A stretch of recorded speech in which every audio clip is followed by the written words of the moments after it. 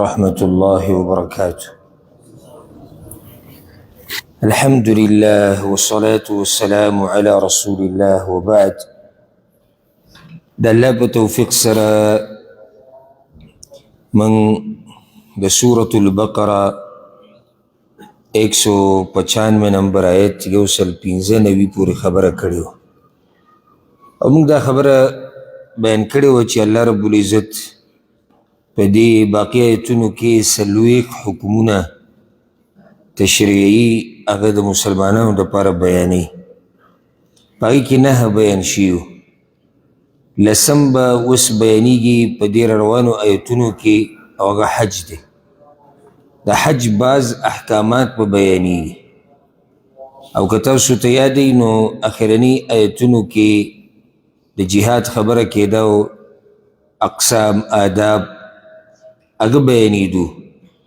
نو دغه شان د حج دا هم جهاد دی، یعنی سخته به پکې تیرې. او حدیث کې راځي چې عایشه رضی الله عنها د رسول صلی الله علیه وسلم نه تپوس کړی وی د زنانو دپاره جهاد نشتی. رسول صلی الله علیه وسلم ورته ویل ستاسو لپاره داسې جهاد دی چې په هغې کې جنګ او قتال نشتی او هغه حج او عمره ده. د حج هم یو نوعه جهاد دی، په دې کې بدن هم لګي او مال هم لګي. بدن به پکې هم ستړی کې او مال به پکې هم لګي، د دواړه خبرې به کې. نو چې کله ته دواړه قربانیانې ورکړي نو د الله رب العزت دغه عبادت به وکړي چې هغه د اسلام 5م رکن دی. نو دې کې یو څو احکام بیان شوي دي او موږ نه د حج مسایل دلته تفصیلا بیانولی شو او نه دومره وخت شتي. والحمدلله دې باب کې زما مستقل درسونه دي د حج احکام او مسایل. که څوک ډېر ځان پوه کول غواړي نو هغه دې واوري. أعوذ بالله من الشيطان الرجيم. بسم الله الرحمن الرحيم. وأتموا الحج والعمرة لله. او پورا کئی حج و عمره د الله دپاره. اولنی مسله دا شوه چې الله رب العزت وی پورا کئی حج و عمره زما دپاره. نو دین یو مطلب دا دی چې عمره او حج ادا کوي پورا هغې چې کوم ارکان دي، شروط دي، واجبات دي، د هغې خیال ساتئ. اگر که دا عمره او حج نفلي دا مطلب نه چې زما د عمره خو اوس فرضي نه ده، نفلي ده، 2مه ده، 3مه ده، زما حج نفلي دی، زه اوس خیر دی ګزاره پکې کوم. نه، هر وخت چې حج او عمره کې پوره به ادا کوي. دغه شان پوره ادا کول دې ته م وایي چې اخلاص سره د الله دپاره، یعنی حج او عمره دا به د الله دپاره وي، نه چاته د ښو دپاره، نه د شهرت دپاره، نه د دې دپاره چې خلک ماته حاجي صاحب ووایي. بعض خلک ټول محنت دې دپاره کوي چې صرف ماته خلک حاجي صاحب ووایي، او نه د دې دپاره چې بیا زما استقبال وشي او په دیوالونو ولیکلی شي چې مبارک شه او په خیر راغلی. د دې دپاره به نه، دا به خالص د الله دپاره. دغه شان حج او عمره پوره کوي د الله دپاره، یعنی په حلال مال سره وکړي او په هغه طریقې سره وکړي کومه طریقه چې د رسول صلی الله علیه وسلم ده.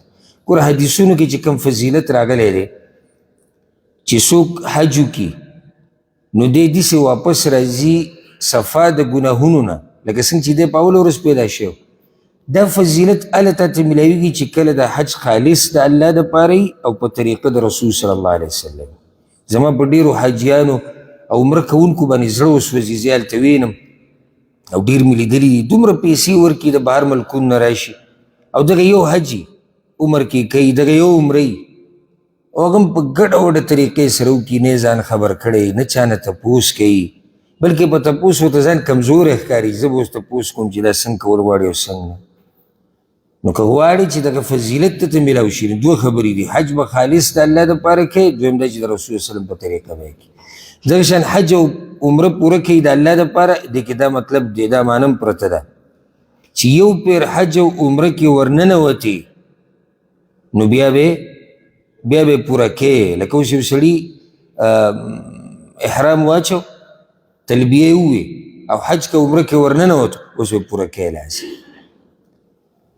ورسره دا فائده یاد کوي چې رسول صلی الله علیه وسلم حج یو کړی دی د حج فرض کېدو نه بعد او هغې ته حجة الوداع ویلی کېږي رخصتي حج ځکه چې هم د دغې نه څه وخت بعد رسول صلی الله علیه وسلم وفات شوی دی ورسره دا فایده ده کې رسول صلی الله علیه وسلم 4 عمرې کړي دي او دا ټولې عمرې رسول صلی الله علیه وسلم د ذوالقعدې په میاشت کې کړي دي دا رسول صلی الله علیه وسلم د ذوالقعدې په میاشت کې کړي دي او باقي تفصیل بیا درته وایم که څوک ډېر ځان پوه کول غواړي نو هغه دې زما هغه تفصیلي درسونه واوري فإن أحصرتم نو که چېرته تاسو بند کړی شوئ فما استیسر من الهدي نو لازم دی په تاسو باندې هغه چې اساني د قربانۍ نه ولا تحلقوا رؤوسكم او مخروي سرونه خپل حتى يبلغ الهدي محله تر دې چې ورسي قرباني تر دې چې ورسیږي قرباني زید حلالولو د هغې ته دلته اوس مسله د احصار بیانوي احصار څه ته وایي چې یو سړی بند کړی شي د مخکې عمره او حج پوره که خو اوس یو سړی بند کړی شي د پوره کولو نه بندېږي سړی داسې چې دشمن وله مخې له راشي لکه څنګه چې حدیبیه په موقع باندې مسلمانان تلي وو په دې اراده باندې چې هغوی به عمره کوي او رسول وسلم خوب هم لیدلی او بیا هلته مشرکان راووتي وي چې نه دې کال به تاسو عمره نه کوئ دې ته احصار وایي بندېده کله بندېده دي کې یو سړی د بیمارۍ د لاسه بند شو که مرض ورته راپېښ شو او د هغه مرض د لاسه دی منع شو یا بله څه مسله ورته راغله نو په داسې صورت کې الله وایي فما استیسر من الهدي قرباني کم څاروی چې بیا اسان دی هغه بیا په ده لازم دی قرباني چې په کومو څاروو کېږي دا ځان له موضوع ده بل ورځ ما تاسو ته وایي که څوک تفسیر اوږدول غواړي داسې دومره غټه خبره نه ده هر ټکي کې ښه تفسیر کوه دا په یو 15-30 کاله کې هم بیا نه ختمېږي او بیا به هم پوره وضاحت ونه شي دلته موږ د قرباني احکام شروع کړو قرباني څاروي اقسام عمرونه عیبونه دا هغه ځان له بیان شوي دي په دغې کې چې کوم څاروی درته اساني هغه به دې قرباني کوي او وی فإن احصرتم فما استيسر من الهدي ولا تحلقوا رؤوسكم او سرونه به نه خروئ دا د هغه چا دپاره چې بند کړی شوی دی حتی یبلغ الهدي محله تر دې چې د څاروی د قربانۍ د حلالي ځای ته نه یې رسېدلی نو اوس دلته یو څو مسلې یادې کوي مختصر اولنۍ دا په هغه چا باندې چې شرط یې نه یې تړلی لکه صحیح بخاري کې حدیث دی عائشه رضی الله عنها او په هغې کې دا دی چې ضباعه بنت الزبیر رضی الله عنها په رسول الله وسلم پسې راله وی یا رسول الله زه حج له روان یم خو شکي یمه داسې نه بیماري راته راشي مشکل راته راشي او بیا پوره نه کړم رسول الله وسلم ورته حج وکړه او شرط پکې وتړه هغه شرط دا دی چې اللهم ان حبسني حابس فمحلي حيث حبستني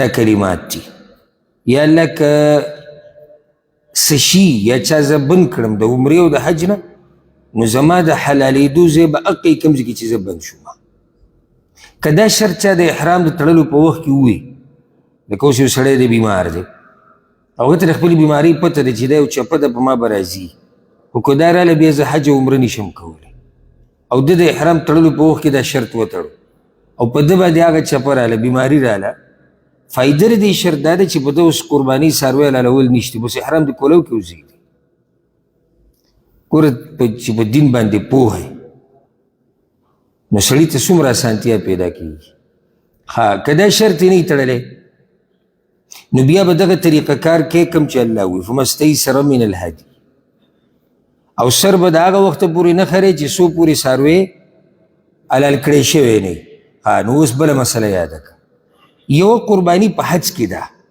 د هغه چا دپاره چې حج پوره کوي څه مشکل ورته نه دی راغلی که اختر په ورځ چې کله چې موږ ته جمرة العقبه موږ ته لوی شیطان وایو چې کله دا وویشتی شي هغې پسې بیا څه کېږي قرباني کېږي دغه قرباني دا څاروی چې دی د دې د حلالولو ځای هغه حرم دی حرم نه بهر نشي حلالولی هغه ځای نه قرباني دی هر چې دا قرباني ده نو دا په هغه ځای کې کولی شي کوم ځای کې چې ته بند کړی شوې دلیل پې څه دی دا چې سړي ته تاریخ یاد وي هغه یې ویلی شي نه رسول صلی الله علیه وسلم د حدیبیه په مقام کې هغه څاروي حلالولو امر کړی کومې چې ځان سره روان کړي او حدیبیه خو په حرم کې نه دی نو دغه ځای کې هغه بند کړی شو رسول وسلم ملګرو ته امر وکړو په خپله هم دا کار وکړو څاروی به حلال کړي او بیا به ویښته لرې کړي څاروی به حلال کړي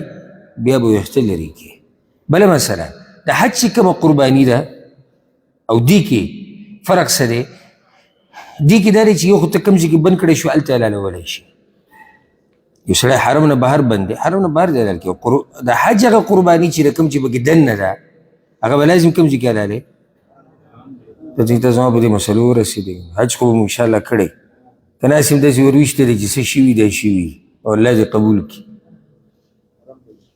حرم کې دننه ته پې ورسېدې دې کې وایي کې بل فرق دا دی چې د حج په دوران کې چې کومه قرباني ده که د دې نه مخکې دې ویښته لرې کړو نو هم څه نقصان نه کوي خو غوره دا دی چې قرباني پسې ویښته لرې کړي دا غوره طریقه ده نور که مخکې وروستو کې څه نقصان پکې نشته لکه یو سړی دی شیطان یې وویشتو بیا ویښته لرې کړو بیا یې قرباني وکړه نو څه مشکل نشته صحیح ده خو غوره دا دی چې دا اول قرباني کړی بیا ویښته لرې کړی دلته دا دی چې اول به قرباني کوي بیا به ویښته لرې کوي دا د احصار مسله ده چې یو سړی بند کړی شي بله مسله دا یاده کوي چې غوره دا دی چې ویښته هغه بلکل لرې کړي سر وخرې او که څوک یې واړه کړي دا جایز دي او رسول الله وسلم دعا د هغه چا دپاره درې پورې غوښتې دی چې څوک یې بلکل لرې کړي او د هغه چا دپاره یو پیر چې څوک یې واړه کوي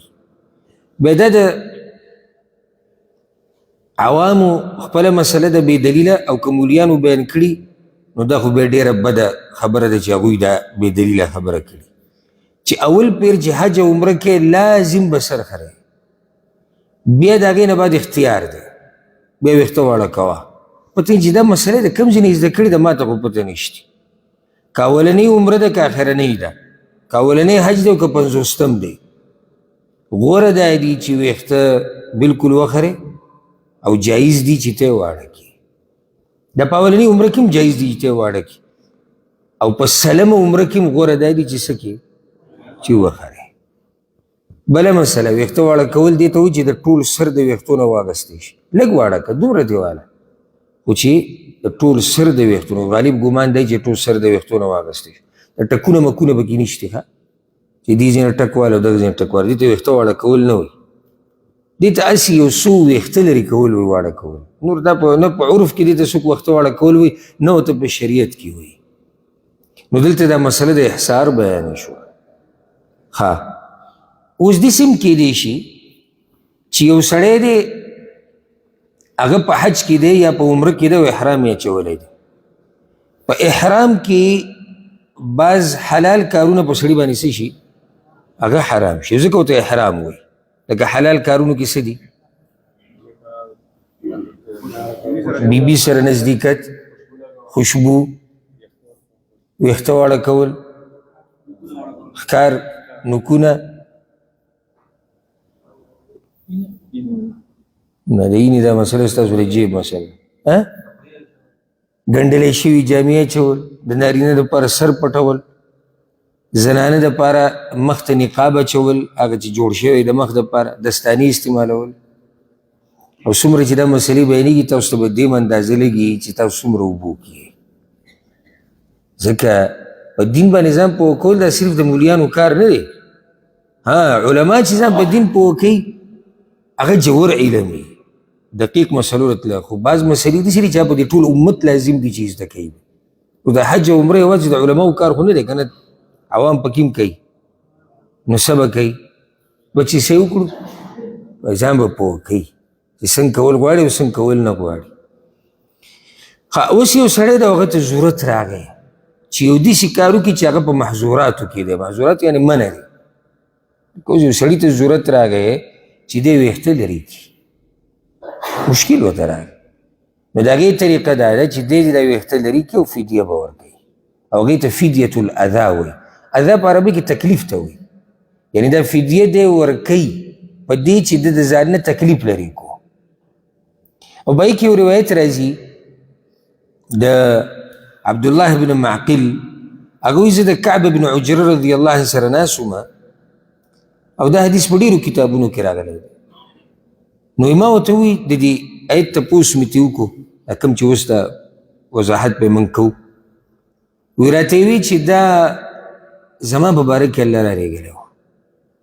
کعب رضی الله عنه وی دا زما مبارک کې وی زما په سر کې په ویښتو کې سپږې ډېرې زیاتې شوي، ډېرې زیاتې شوي او ډېرې تنګ کړی وم. نو بس د رسول سلم خواله رالم، هغه ته خبر هم را رسېدلی و. نو هغه ماته وایي چې ته که ویښتو ډېر تنګ کړی او د احرام په حالات کې. وی ما ورته وایي چې او یا رسول الله، وی راته وایي چې یا 3 ورځې روجې ونیسه، یا 6 مسکینانو له خوراک ورکه، او یا یو څاروی د قرباني حلال که او ویښته لرې که. دا اوس اجازت میلاو شو د هغه کار چې هغه منع دی په احرام کې، خو اجازت په بدل د څه کې؟ فدیه کې. نو دلته دغه فدیه هغه اوس رب العزت بیانوي او وضاحت یې دغه و کوم چې موږ وکړو. فمن كان منكم مريضا، نو هغه څوک چې ستاسو نه ناجوړه، او به اذى من رأسه، یا په هغه باندې تکلیف یې د هغه د سر د لاسه، ففدیة من صیام، نو په ده باندې فدیه ورکول دي د روجو، او صدقه یا صدقه، او نسک یا قربانی. اوس دلته د روجو تفصیل نشته، حدیث کې 3 راغلي دي. صدقه دلته تفصیل نشتی، حدیث کې دي 6 مسکینان به مړی. نسک قربانی یعنی یو ګډ دی حلال کی. نو ګوره دلته دا مسله م راووته که څوک حدیثونه نه مني، نو څه که څوک حدیثونه نه مني، هلکه که څوک حدیثونه نه مني په قرآن باندې نشي پوهېدی. که څوک حدیثونه نه مني دی په دین نشي پوهېدی. اوس یو سړی زه صرف قرآن منم، حدیث نه منم د رسول صلی الله علیه وسلم، نو هغه ته د دې به اوس څنګه وضاحت کړي دا روجې څو دي؟ یا خو به د ځان نه بیانوي چې 7 دې ونیسي، 8 دې ونیسي، 2 دې ونیسي، یا به ځي د رسول صلی الله علیه وسلم خواته او حدیثونه نه به بیانوي. هغه دی مني نه، نو چې نه مني دین د کوم ځای نه بیا دی بیانوي. وایي جي صدقه به ورکوي، صدقه به څومره ورکوي؟ یا خو به د ځان نه بیانوي، یا به د رسول صلی الله علیه وسلم د حدیثونو نه بیانوي. نو 3 کارونو کې ګوره او راغلی، او صدقه او نسک، او د اختیار دپاره چې کومه راته اسانه ده. که 3 ورځې روجې نیوی شي ونیسه، 6 قریبانان مړولی شي یو ټیم ماړی که، او که قربانۍ ګډ حلالولی شي جده ده وکړه. فاذا امنتم، نو کله چې تاسو په امن شئ. ګوره مخکې د احصار مسله بیان شو چې دشمن دې منع کړي د یرې حالات. اوس تاسو په امن یې، څه مشکل نشته. او سړی لګیا دی حج کوي، نو خلاصه دا یاده کوي، ما تاسو ته دا ډېرې اوږدې مسلې دي، ډېرې اوږدې د حج ده. دلته موږ څنګه دا په لږ وخت کې بیان کړو. د حج نسک یا په بل تعبیر سره واله چې موږ په پوه شو، د حج د کولو طریقې 3 دي. یو حج تمتع دی چې په دې کې عمره او حج یو ځای. اول به عمره وکړي، ویښته به واړه کړي، احرام نه به وځي. بیا چې کله حج شروع کېږي بیا به احرام واچوي، دې ته حج تمتع او قرباني به کوي. دویم دی حج قران. قران په عربي کې یو ځای کولو ته وایي، دې کې حج او عمره یو ځای دي. نو سړی به وایي چې په دې کې او په تمتع کې څه فرق دی؟ فرق دا دی چې دې کې یو ځای دي، د عمره په حج کې ننوتې ده، ځکه چې احرام ویسته پکې نشتی، احرام ویسته پکې نشتی. دریم دی حج افراد. افراد یوازې کولو ته ویل کېږي، یو شی چې یوازې یا ته یوازې کې، نو دې کې صرف حج کېږي، عمره پکې نه او قرباني پکې هم نه. نو بیا سوال به یې سړی وکړي چې حج تمتع حج قران کې ولې قرباني ده او په افراد کې نشته؟ وجه دا ده چې هغه پکې زیاتي عبادت وکړو. حج او عمره یو ځای کړو که نه، نو چې دومره لوی رحمت باندې الله وکړو، حج او عمره دې یو ځای کړه، نو دا قرباني اوس د شکرانې دپاره ده. دا قرباني چې کومه ورکوې ده د څه دپاره شوه؟ دا د شکرانې دپاره شوه. ته شکر د الله ادا کوې چې الله ماله توفیق راکړو د حج او د عمرې د کولو. او دغه مسله بیانېږي. فاذا امنتم، نو کله چې تاسو په امن شئ، فمن تمتع بالعمرة الى الحج، نو چا چې فایده واغسته په عمره کولو د حج سره یوځای، فایده یې واغسته د حج تمتع وایي. فایده یې د څه وکړه؟ چې عمره یې وکړو، عمره یې وکړه او حج یې وکړو. او دا غوره نسک دی او غوره طریقه دقه ده. ټول نه بهترین طریقه هغه حج تمتع دی. حالانکه رسول صلی الله علیه وسلم په خپله حج قران کړی دی، خو ارمان یې دا کړی و چې که ما ته د دې حالاتو پته وې چې څه به کېږي څه نه کېږي، نو ما به هم د تمتع اراده کړې وه. نو غوره دا دی چې سړی حج تمتع وکړي، او چې هر یو دی کو حج خو هر یو دی، طریقه دغه درې دي. دلته اوس د حج تمتع مسله بیانې، که چا فایده واغسته په عمرې کولو د حج سره یو ځای، فما استیسر من الهدي، نو لازم ده په ده باندې هغه چې اساني د قربانۍ نه. د قربانو په څاروو کې به چې کوم یو د ده په وس کې هغه به دی لازم قرباني کوي. وجه څه ده هغه موږ ذکر کړ. فمن لم یجد، بس که چا قرباني ونه مومه، ونه مونده، یعنې اوس یې نه رسېدو، غریب دی، خو اراده دغه ده چې یاره زه حج تمتع کوم او یا حج قران کوم. اگر که حج قران دپاره علماو دا خبره لیکلې ده، حج قران به هغه څوک کوي چې څاروی ځان سره بوځي، ځکه چې رسول صلی الله علیه وسلم ځان سره څاروي بولي وو، نو چې څاروی بوځي وي دی به حج قران کوي. اگر که جایز دی، لکه دا مطلب نه چې نه دی جایز، خو غوره طریقه هغه دا ده.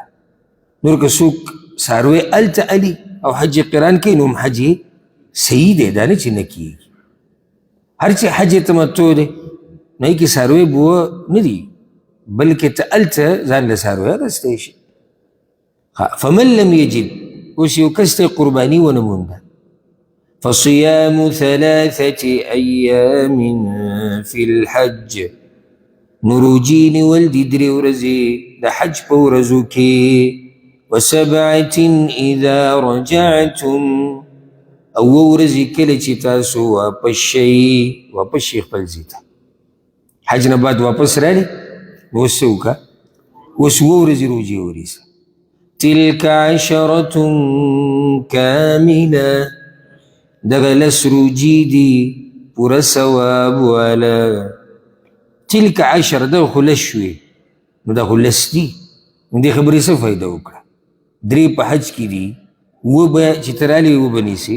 الله وایي دغه 10 شوې، نو کاملې ورسره پوره 10 شوې، خو 10 شوې. مطلب دلته دا دی چې دا ثواب پوره شو.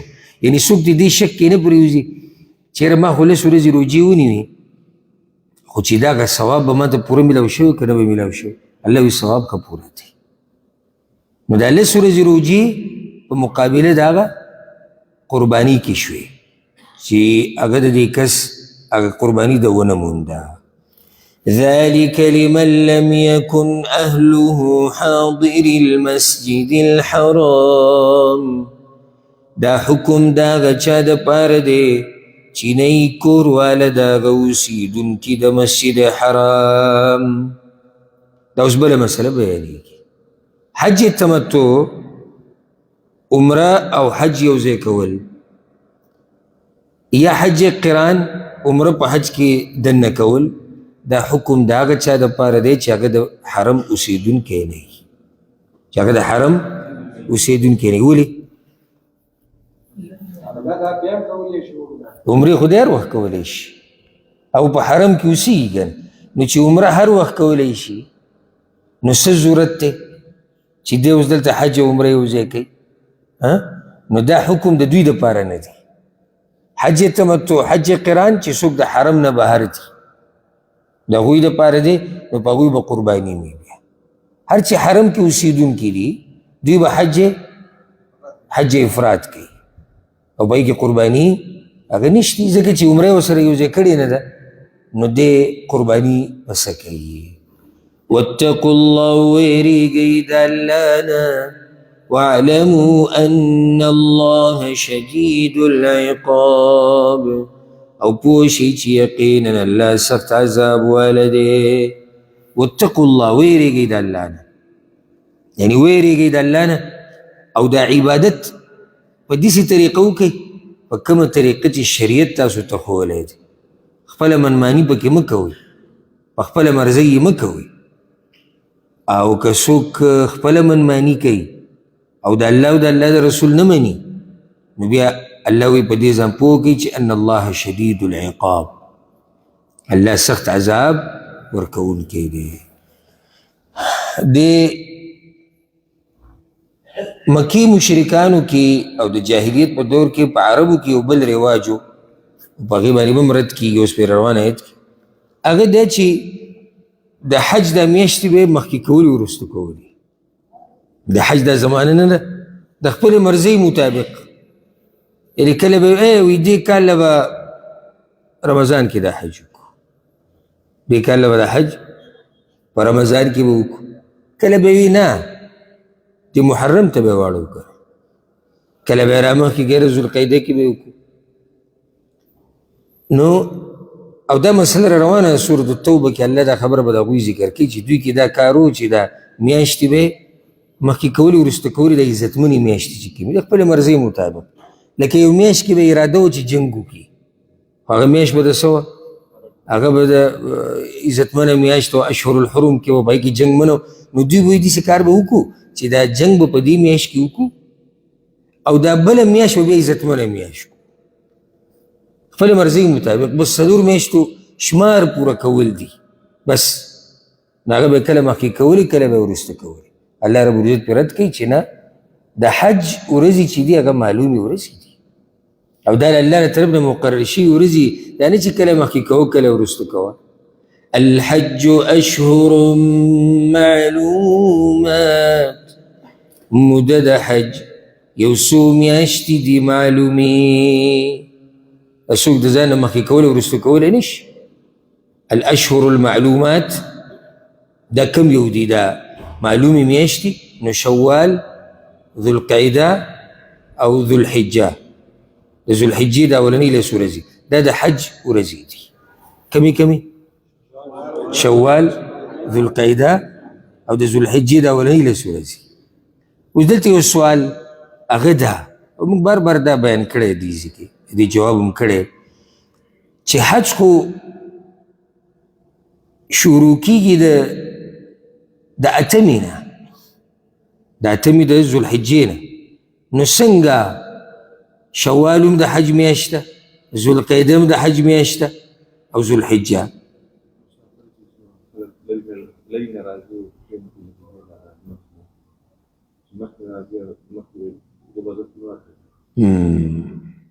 ما مخکې جواب کړی خو په دې شي ستاسو یا به علم د سړي خو راښکاره کوي نو چې څوک نظر نه کړي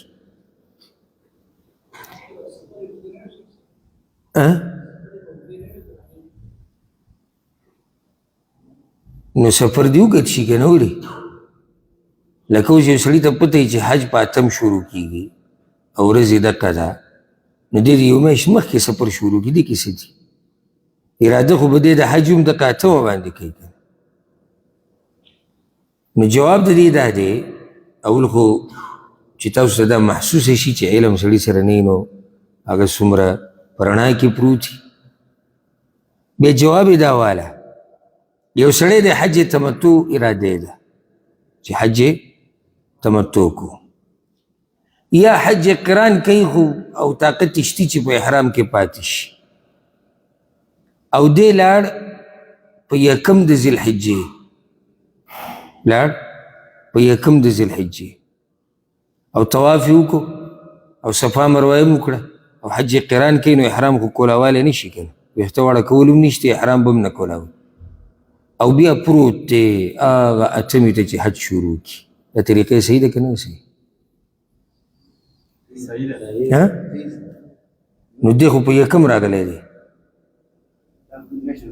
دا میاشتې د حج دی دی مطلب دی ښه دا د بهر ملکونو نه چې راځي ستاسو څه خیال دی چې دوی اتم د ذوالحجې ته رارسي حج شروع کوي او مخکې اکثر وایي میاشت مخکې راغلي راته او اراده یې کړي نو صحیح ده که نه د حج په میاشتو کې راغلی دی دی راغلی د حج په میاشتو کې دی یو سړی د حج تمتع اراده لري او لاړ په شوال کې لاړ د اختر چې کومه میاشت هغې کې لاړه عمره یې وکړه او بیا احرام لري که پروت دی او چې کله اتم د ذوالحجې راشي بیا به احرام واچوي او ځي به حجیانو سره مینا ته نه ده صحیح طریقه که نه نو دی خو شوال کې راغلی شوال د حج په میاشتو کې ده اوس پوه نه شوې نه د دې دپاره دا موده ده چې په دې کې څوک هم اراده د حج وکړي نو صحیح دی صحیح ده شروع خو د حج د اعمالو هغه د اتم نه کېږي خو د مخکې نه که اراده په دې میاشتو کې په دې ورځو کې هر ورځو کې نو حج کېږي الحج اشهر معلومات دا مطلب دی چې دا معلومې میاشتې دي دې کې څوک د ځان نه ګوتې هغه نشي وهلی یو دا مسله یاده کړئ چې د حج مواقیت چې دي که نه مواقیت عربي کې مواقیت میقات چې موږ وایو یوی میقات زمانی بلی میقات مکانی میقات زمانی یعنی هغه محدود زمانه چې شریعت ښوولې ده هغه دلته بیان شو الحج اشهر معلومات هغه د زموږ د مرضۍ کار نه دی شریعت موږ ته زمانه ښوولې ده بل دی میقات مکانی هغه ځای چې شریعت موږ ته ښوولی دی او مقرر کړی دی لکه دغه میقاتونه دا په کوم باندې چې موږ تیروږو احرام ته تړو دې ته میقات مکاني وایي مکان ځي ته وایي لکه هغې کې یو میقات دی ذوالحلیفه مدینې نه چې څوک راځي او په دغه طرف چې څوک راځي د هغوی میقات هغه ذوالحلیفه کې دی هغه د مکې شمال ته واقع دی او تقریبا 430 کیلومتره لرې دی د مکې نه بل میقات چې رابغ دی الجحفه ورته هم ویل کېږي د مصر نه شام مغرب دغه طرفونه چې څوک هم راځي دا د هغوی میقات دی او دا د مکې په غرب کې واقع دی او 201 کیلومتره تقریبا دا لرې دی دریم چې کوم میقات دی مکاني هغې ته قرن المنازل ویل کېږي قرن المنازل د کوم میقات باندې چې موږ دې ځینه ورځو طایف کې چې دی دې ته وادي السیل هم ویل کېږي او دې ته قرن المنازل هم ویل کېږي دا چې څوک د دې علاقو نه ځي نجد علاقې نه او څوک چې په دې طرف را تېرېږي دا د هغوی میقات دی دا د مکې شرق طرف ته راځي او 80 کیلومتره دا د مکې نه د حرم نه لرې دی بل میقات څلورم دی ذات عرق ذات عرق دا د عراق او ایران او دغه طرفونه چې څوک راځي دا د هغوی میقات دی او د 80 کیلومتره دا هم د حرم نه لرې دی پنځم چې کوم دی هغه یلملم دی یلملم دا د یمن نه د پاکستان نه انډیا نه چاینا نه څوک چې دغه طرفونه نه راځي هغوی په یلملم راتېرېږي او دا د حرم جنوب طرف ته واقع دی او دا هم 80 کیلومتره لرې دی یلملم ذات عرق او قرن المنازل دا کوم چې دې ځینې په موږ السیل الکبیر چې ورته وایي دا 80 کیلومتره کې تقریبا دی دا یو شان مسافه کې او ټول نه لرې چې کوم میقات چې هغه ذوالحلیفه د مدینې هغه دی هغه 430 کیلومتره لرې دی بیا پسې رابغ دی هغه 201 کیلومتر هغه لرې دی ښه کوم خلک چې حرم کې اوسېږي حرم کې دغه ځای دی او هغوی عمره کول غواړي دا به څه کوي خپل کور نه به د عمرې احرام تړي، د حرم د حدودو نه به وځي. حج دپاره احرام به د خپل ځای نه کوي. موږ عامه مسله ذکر کوو چې عمرې دپاره به احرام کوم ځای کې تړي؟ کور کې. کور کې احرام خو نشته د عمرې دپاره. د حرم د حدودو نه به وځي، او د حرم حدود نږدې چې کوم دي هغه د تنعیم د طرف نه دي چې مسجد عایشه ورته وایي تنعیم، او دا تقریبا 6 کیلومتره کې دي. نږدې حدود دا دي. نور حدود نور طرفونو ته هم دي، لکه حدیبیه چې اوس ورته شمیسي ویلی کېږي، دا د حرم غرب طرف ته راځي او دا 15 کیلومتره کې دی. جعرانه 14 کیلومتره کې دی. وادي نخله 14 کیلومتره کې دی. بل طرف ته اضاه ورته ویلی کېږي، نمره، دا 12 کیلومتره کې دی. دا چې هر ځای نه ته ووتې، خو مقصد د حرم د حدودو نه وتلي، چې د حرم د حدودو نه ووتې احرام واجب. نو ځکه خلک تنعیم ته ولې ځي؟ ځکه چې هغه نږدې دی.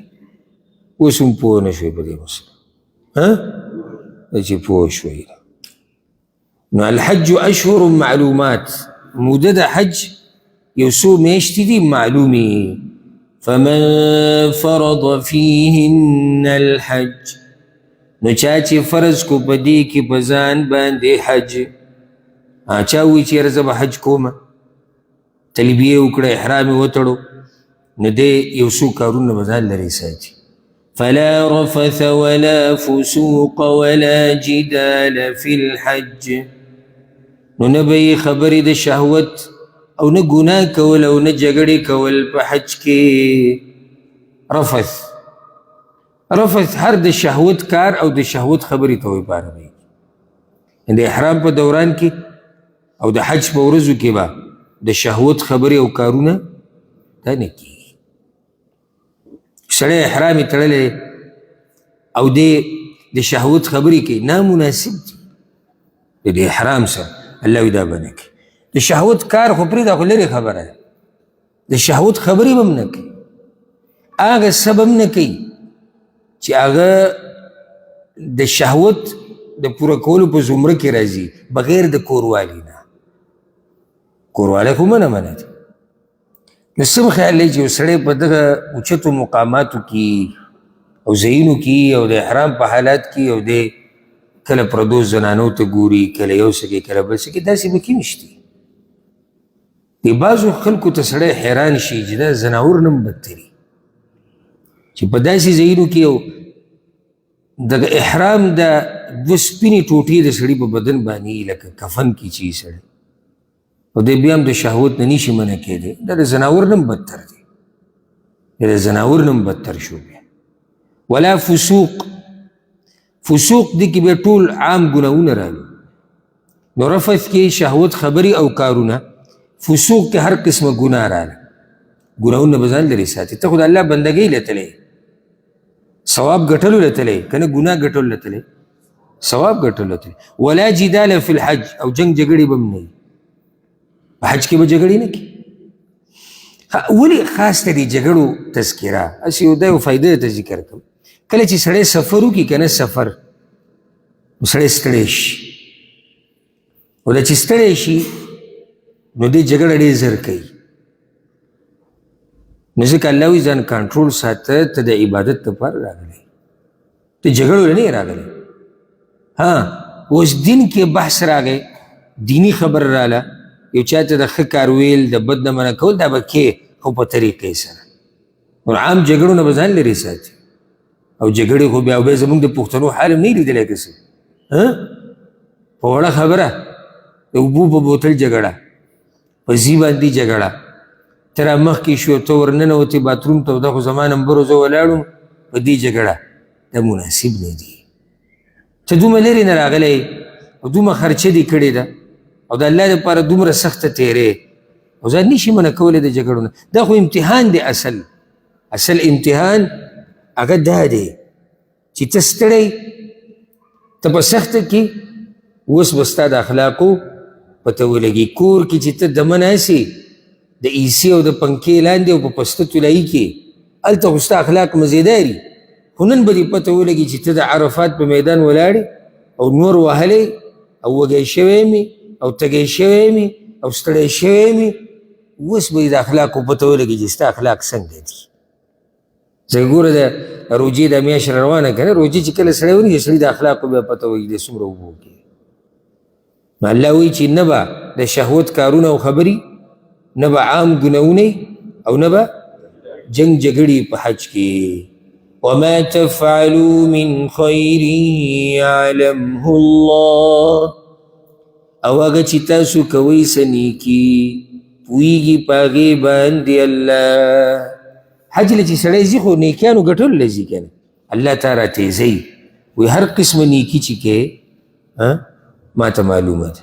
نو دې کې څه تیزي ورکول شو چې ما ته معلومه ده، څه مطلب شو؟ بارک الله فیک.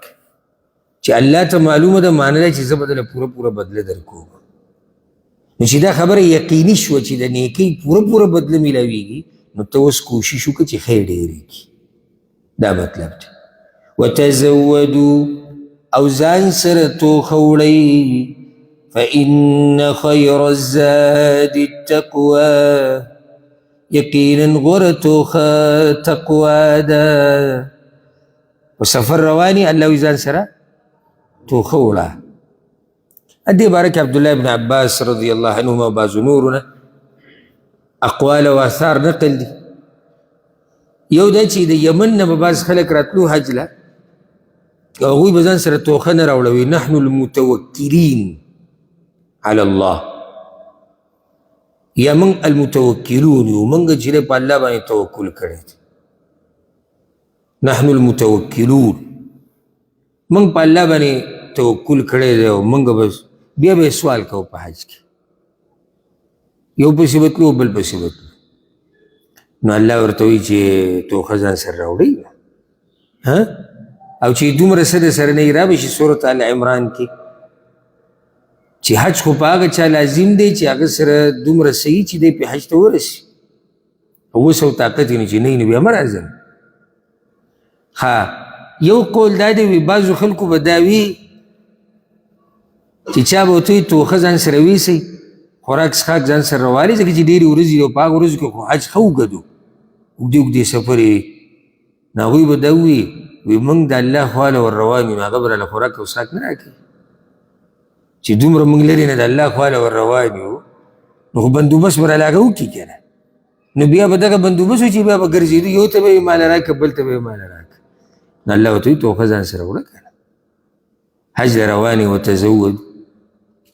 نو بیا الله یوه بله خبره طرف ته اشاره وکړه، او دا طریقه ده د الله رب العزت چې کله داسې خبره رواني عامه، هغه داسې حسي خبرې محسوسیږي، لکه توخه د سفر ده خو محسوسیږي موږ یې.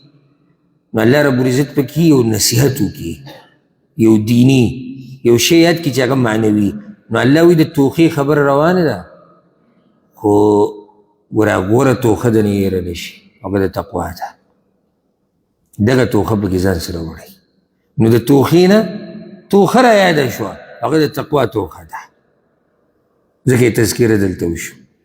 لکه را به شي الله وایي چې کله په سورلۍ کښېنئ، نو د سفر هغه دعا یې ذکر کړې ده. هغه دعا په اخره کې دا دی چې او موږ الله ته واپس کېدونکي یو. یعنې ته چې کله په سورلۍ کښېنې خو چېرته روان یې که نه، الله وایي دا اوس هم یاد ساته چې تاسو ګوره د آخرت طرف ته روان یې، دغه مه هېروه، دغه هم یو سفر دی روان دی. نو ته خو د توخې غم راغستی او دا غټ غټ پیټې سړي تړلي که نه، خو دا بیګونه پړي پرې وتړه، یو شی او بل شی، په منځ کې راته الله وایي هغه بله توخه ځنې هېره نه شي. داسې نه روان یې او د تقوا نه خالي روان یې، د الله نه یېرېږي نه. نو دغه حج بیا څه پیدا شو؟ او بعضو مفسرین ویلي دي وی فإن خیر زاد التقوى، د دې مطلب دا دی چې غوره توخه هغه ده چې انسان پې وساتلی شي د سوال کولو نه. دا معنی پکې هم پرته ده، ځکه چې تقوا کې مطلب د ځان ساتلو دی که نه، بچ کولو. لعلکم تتقون، موږ ځای په ځای چې تاسو بچ کړی شئ، چې تاسو وساتلی شئ. نو غوره توخه هغه ده چې سړی پې ځان وساتي د څه نه، د سوال کول او دا خبره به کوم دننه راغله ورسره دا خبره یاده کړئ زما ذهن ته خو ډېرې خبرې راځي خو دا وخت موږ سره نه د دې نه دا مسله راووته چې شریعت زموږ نه دا غواړي چې موږ د خپل عزت خیال وساتو د الله رب العزت ګورې دغه بنده خوښې ده چې د خپل عزت خیال ساتي ځان به ذلیله کوې نه الله وایي ځان سره توښه ویسه بیا به یو ته سوال کوې بل ته سوال کوې دا خو ته ځان ذلیله کوې د دې نه دا فایده راووته خو د هغه چا دپاره چې څوک پکې جوور سوچ وکړي فإن خیر الزاد التقوى او دلته هغه مشهوره قصه ده د امیر المؤمنین علي رضی الله عنه په باره کې راځي چې هغه یو پیر دی قبرونو له ورغلی او دا نیکانو خلکو طریقه ده چې وخت په وخت مقبرې ته ځي راځي تاسو هم ځئ راځي که نه طبیعت ته خرابوي مقبرې ته چې ځي راځي فایده دی چې د سړي امیدونه لڼي امیدونه صحیح لڼي لکه اوس داسې هسې یو مثال والا یو سړی دی او 2 کمرې کور یې دی ګزاره روانه ده او دی مقبرې ته ځي راځي سړی ته ووایه دا بدلی ولې نه په بنګله باندې نو هغه مقبرې ته ځي راځي هلته هر صحیح نه دلته امید نشته مړه سبا له مرګ ته سبا کوو ښه یو سړی د هغه تنخوا لګه ده مقبرو ته پکې چکر لګوي ځي مړي هم ښخوي جنازه هم کوي ده ته وایي چې یاره ستا تنخوا ډېره وه او چې داسې وه او دغه دی په دې اکتفا کوي پوره دی ولې ځکه چې هغه امید ډېر کم دی هغه ژوند مخامخ اینی چې زما انجام څه دی خو دا چې بلکل یې دغه دروازه بنده کړي که نه لکه څنګه چې د اکثرو خلکو حال دی نو که د ده یو لویه بنګلۍ امید څه دی چې دویمه بله وي او که دوی نه چې درېیمه هلته ده چېرته قبر لیدلی نه دی ورځي نه چې زما خو اصل ځای هغه دی نو دا امیدونه به م لنډ شي که دی قبر ته وخت په وخت ورځئ زیارت دپاره نو علي رضی الله عنه ورغی نو هسې دې قبرونو والا ته آواز وکړه خو پته و چې قبرونو والا زما دا خبره راوړي خو دا اصل کې دې ملګرو له یو درس ورکوو امت یو په یو خبره باندې پوه کوو نو هغوی ته یې دا ووایي چې موږ دا وکړو موږ دا وکړو موږ دغه وکړو زموږ دا خبر دی ستاسو خبر څه دی تاسو سره څه وشو او څه ویل غواړئ نو چا خو څه خو څوک نشي که خبره اوري نو جواب به تاله څه درکړي نو بیا یې دې ملګرو ته ووایي دوی خبرې نشي کولی او که دوی کولی شوی که نه نو دوی صرف یوه خبره ماته کوله چې وتزودو فإن خیر الزاد التقوى نور هر څه پرېږدئ خو دې سفر کې ځان سره توښه راوړئ او ښه توښه ګورئ د تقوا ده چې په قبر کې په کار راځي نو توښه د هغه سفر هم ګوره یاد ساتئ ښه موږ چې کلي نه راځو او کلي ته ځو توښې راوړو که نه او سامانونه او یو شی بل شي چېرته سوچ دی هغه بل سفر ته کړی دی هغې به موږ ځو نو تا سره څومره توښه ده د هغې هغه توښه دا نه ده چې ته بیګونه وتړي او ته په چې دی نو په نګونو کې او په یو شي کې او بل شي کې سامانونه بند کړي د هغې توښه نیک اعمال دي ځکه به ابو هریره رضی الله عنه د قبر په خوا کې به ژړا شو ملګرو ته د رسول سلم ملګری ته هم جاړې وی جاړم په دې چې سفر اوږد دی او توښه را سره کمه ده چې د ابو هریره سره توښه کمه ده نو زما او تا سره د څه شي توښه ده فإن خیر الزاد التقوى واتقون یا اولی الالباب او ویریږئ مانه ای عقلونو والو الله ایمانه پکې ویریږئ منځ منځ کې ته دا وایي حج کې خو د الله نه ګوره یریږه او چې د الله نه یریږې که نه نو حج او عمره صرف نه هر عبادت په دې برابري بیا بله مسله دا راله د بعضو صحابه کرامو دا اراده و چې د حج په دوران کې هغوی تجارت وکړي هغوی دا اراده و چې د حج په دوران کې تجارت وکړي خو بیا هغوی ته دا اشکال یا دا سوچ ورته راغی چې یاره اوس یو سړی حج کوي نو د حج په دوران کې به مزدوري کول جایز دي عبدالله بن عباس رضی الله عنه وایي چې د عربو به یو څو میلې لګېدي جاهلیت په زمانه کې یو میله د عکاظ وه یو میله ذو المجاز ورته ویل کېږي، یو مجینه، دا د دوی مشهورې میلې به لګېدې او په دې کې به لوی تجارت د دوی کېدو. شعر و شاعري به هم کېده، شعر و شاعري مقابله به ډېره کېده. دوی دا مقابلې به په دې میلو کې کېدې، په دې بازارونو کې به کېدې. هر چې دا میله د عکاظ ده، دا به د ذوالقعدې د میاشتې کله شروع شوه که نه، څنګه چې به میاشت ولیدې شوه د ذوالقعدې، نو بس په سباله به دا میله سټارټه شوه، د بازار به ولګېد، اوټ بازار به د عرب به د لرې لرې نه راتلو، او دا به 100 ورځې وه، دا به 100 ورځې وه. دې کې به قیمتي سامانونه خرڅېدو، د بهر نه چې به څوک راتلو هغوی به د خپلو علاقو سامانونه راوړو، او هرې قبیلې به خپل شاعران راوستي و، مقابله به هم روانه وه. دا غټ غټ شاعران، وخت نشته کې نه چې موږ یو څو قصې ذکر کړی چې دغه ځای کې مشهور شاعران څوک، غټې مقابلې به وي، لویه مزه به وه.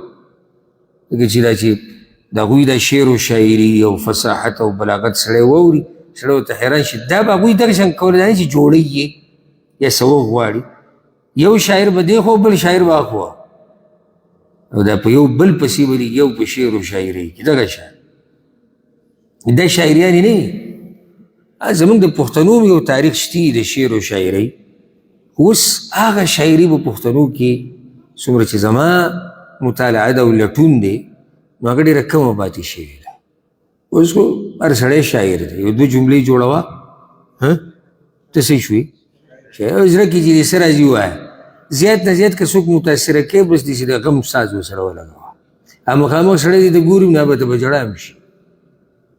دا لا پرېږده چې الفاظ څه دي، دا د پښتو دیکه نه دي، قافیه داسې جوړېږي، دا کم بحر دی، عروض، نه نه نه نه، دغې ته سره ګوره نو بس یو دوه ټکي ووایه او بیا کې دې ورسره ساز ولګوه. نو پښتنو سره دومره وخت نشته چې دې لټونو کې چې دا د لغت په قانون کې صحیح دي که نه دي، پښتو کې دا صحیح ویلی کېږي داسې او که نه. هر سړی شاعر دی، هر سړی ملا دی، هر سړی مجاهد دی، هر سړی مفتی دی. دا پښتانه دي، دلته هر څه کېدی شي، او دا زمونږ بدبختي ده. دا زمونږ بدبختي ده چې موږ سره معیار نشته. موږ عالم به څنګه پېژنو، دا موږ ته پته نشته. شاعر به څنګه پېژنو، موږ ته پته نشته. ډاکټر انجینیر به څنګه پېژنو، موږ ته پته نشته. مفتی چاته وایي، موږ ته پته نشته. بس اړیته خړیته کیسه ده. الله دې پښتنو په حال رحم وکړي. نو خبره ما دا کوله چې د دوی د شعر و شاعري به په دې بازارونو کې او میلو کې هغه کېده. بیا به دا د مکې او د طایف په منځ کې دا ځای دی ښه، د عکاظ. بیا چې به کله د عکاظ دا میله ختمه شوه، نو بیا مجنه یا مجینه دا بله میله او بازار به ولګېدو په دې پسې. دا به بیا خلک دې خوا راغلو. نو چې دغه به ختم شو، بیا به بل یو بازار ولګېدو، ذوالمجاز. ذوالمجاز به غټه میله او بازار لګېدلو، بیا به خلک هغې له راغلو. نو دا د ذوالقعدې د ختمېدو پورې به دا غټ بازارونه لګېدلي. او دا حج ګوره د جاهلیت په ورځو کې و. حج خو د پخوانه دی که نه. نو اوس خلکو ته پته دی چې خلک به را روان وي سره حج له، نو دا بازارونه به ولګېدو، دا میلې به ولګېدې، حجیان به راځي، خلک به راځي، نو تجارت به کېږي. نو صحابه کرامو چې هغه د دې سره عادت و، د هغوی بیا زړه ته دا خبر راغله د حج په موسم کې چېرې که سړی به کې تجارت وکړي. خو بیا وایي نه، موږ خو د الله دپاره ځو. نو چې سړی د الله دپاره ځي، نو تجارت پکې څنګه کوي؟ رب العالمین آیتونه راولېږل او دا وایي چې دې کې هېڅ ګناه نشته، ځان له پکې تجارت هم کولی شي. خو دا به د حجي اولنی مقصد نه وي. د حجي اولنی مقصد هغه مخکې خبره بیان شوه، واتموا الحج والعمرة لله. اولنی مقصد هغه څه دی؟ الله راضي کول دي. خو که دې په منځ کې چا تجارت وکړو حلال په روا طریقې سره، چې د په حج کې خلل نه واقع کوي، نو دې کې څه حرج هغه نشته. لیس علیکم جناح، نشتی په تاسو باندې څه ګناه، ان تبتغوا فضلا من ربکم، چې لټوئ تاسو احسان د طرف د رب ستاسو نه. ګوره رزق ته او مال ته فضل وي.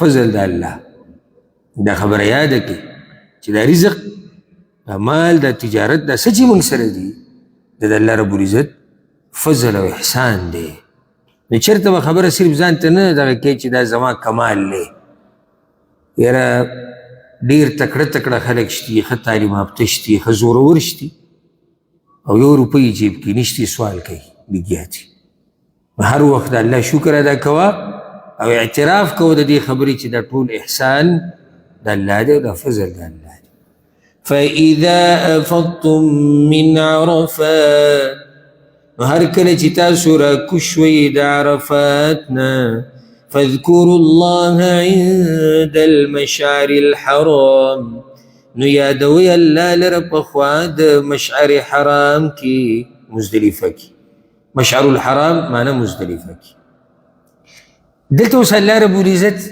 خاص د عرفات ذکر وکړو کله تاسو راکوز شئ د څه عرفات یو وجه خو دا دی چې عرفات د حج په ارکانو کې یو لوی رکن دی بلکې د ټولو نه اهم رکن دا دی رسول وسلم حدیث کوي الحج عرفه حج خو وایي دغې ته د عرفات په دې میدان باندې ودرېدو نو یو خو په دې ذکر وشو بیا فایده یې ده که دې ته عرفات ولې وایي نو یو وجه یې دا ده چې بعض علما ذکر کوي وی بی حوا او آدم علیه السلام چې کله الله راکوز کړو نو دې ځای کې هغوی یو بل پېژندلي تعارف یې دلته شوی و نو ځکه دې میدان ته عرفات وي الله اعلم دویم قول دا دی او موږ دا ذکر کړی و چې جبریل علیه السلام ابراهیم علیه السلام ته د حج طریقه وښوه نو چې کله دې ځای ته راورسېدو او دا ټولې خبرې ورته وکړې نو بیا ورته